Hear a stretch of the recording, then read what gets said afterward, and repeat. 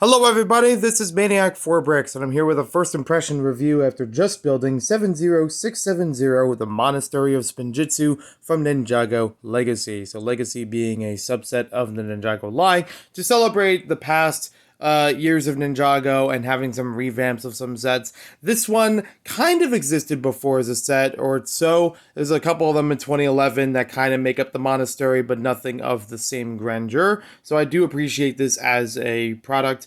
And originally it was from 2019, original retail price $80, and included 8 minifigures and appropriate ones with that. So we have Whiplash, one of the Skullkin from that time. I would have liked if there was another one included in here as well, especially for a larger model like this.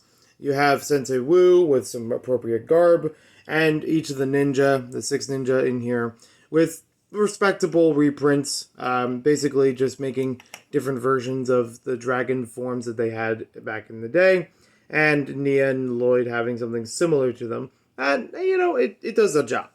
I would have liked it a little bit better if they did actually reprint the original figures, because that would draw in a lot more attention, and those are not easy to find nowadays. But luckily, I still have them from when they first released. But just mean in general, for Ninjago fans, they might enjoy it a lot more. So anyways, this is a very impressive model at 1070 pieces and ages 9 and up. It's mostly just a build that has not a lot of play features, or they're kind of a little bit scattered here and there. I would have liked if there was a little bit more resonance to it, because it is still a place that they live in. Unfortunately, there's not. It's kind of a facade across the back of it, because there's not really anything to do when you turn the whole model around. So as far as this whole area, it does actually have 2 separate things. You can open this up, but you can also open it up much further with this area moving out of the way. So it is nice how it fits in place, but you can also separate it so you can get more interior play. You have a whole bunch of inscriptions and training areas across this whole thing. Some of them you can treat as booby traps for anyone that's trying to infiltrate, like the skeleton that we saw before. And they're actually pretty nicely done. I do like this set, especially because it harkens back to some of the earlier years of Ninjago sets, because of a couple of its play features. Like, reusing those is actually really fun. So for this area, you have the obvious sword that's in front of this topiary, but it does hide something behind it, and that's the Sword of Fire.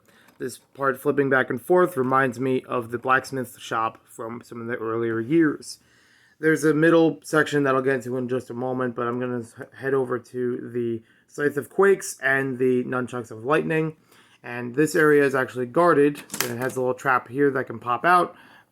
I probably should have pressed it the whole way through.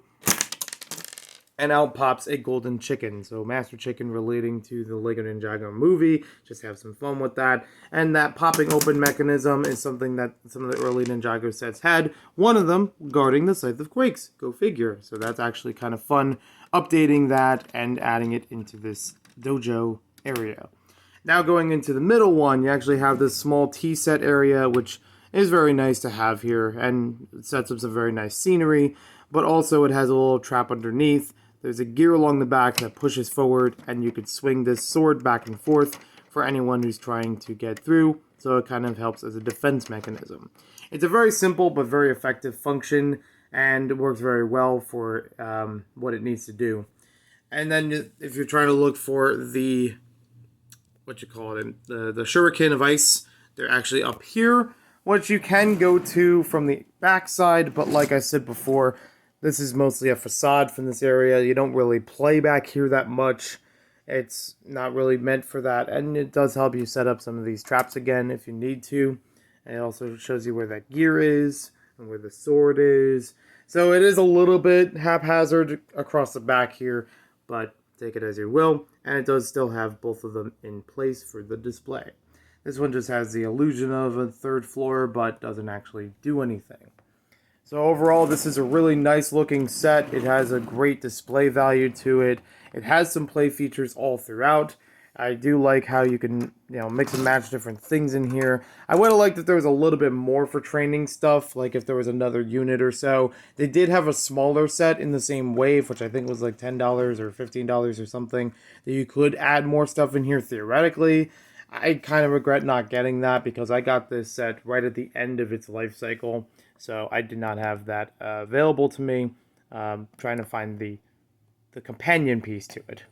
I do also like that they give you some of these Spinjitzu sticks, so you can actually move them around and put different figures on them to attack each other. So play value is definitely there. Display value is definitely there. It's not a bad set for the original retail price. Luckily, I got it separate from that price. And as a Ninjago fan, even as a loose Ninjago fan, I enjoy this set. I love the layout of this whole thing, and it seems like a pivotal piece to pick up. I also do like those Easter egg references, whether or not intentional, throughout the set. So I'll try to do a more thorough review sometime later, but thank you for watching. And let me know what you think about it in the comments below.